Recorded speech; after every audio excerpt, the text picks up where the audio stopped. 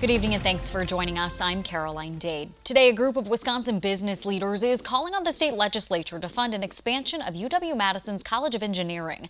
JT Siskowski has you covered on the very public stand the business leaders took. Sunday's edition of the Wisconsin State Journal contained a piece of writing that will be of interest to some of Wisconsin's elected leaders. It wasn't an article or an editorial.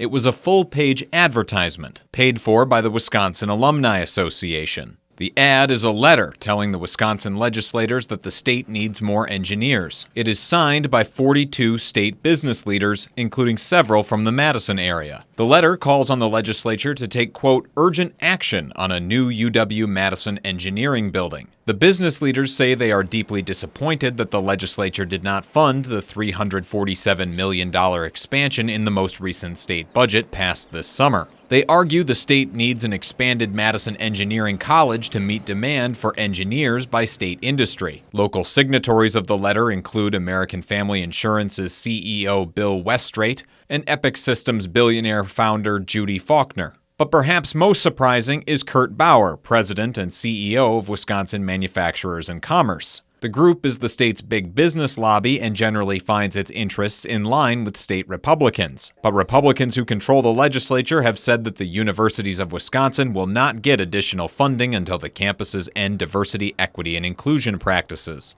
It's about indoctrination. It's about saying that if you don't believe exactly what we believe, you're not going to have the same opportunities on campus. Assembly Speaker Robin Vos has said that he is willing to compromise on the issue, but he wants new spending focused on addressing the workforce. I think we need to look at how we ensure that the very best and brightest stay in Wisconsin and focus our efforts on careers that actually are in demand. I reached out to Assembly Speaker Robin Vos and the Republican co-chairs of the Joint Finance Committee for comment. None of them were immediately available to respond. I also reached out to some of the local signatories on the letter. None of them made themselves available for interviews.